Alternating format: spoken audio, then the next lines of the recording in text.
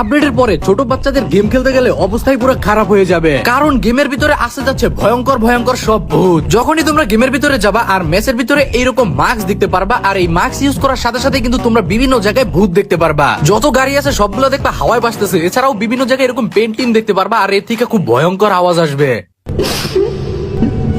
না হলে তো দেখতে পারবা ওয়ালের উপরে এরকম খালি হাতের ছাপ উপরে উঠতেছে, বাপ রে।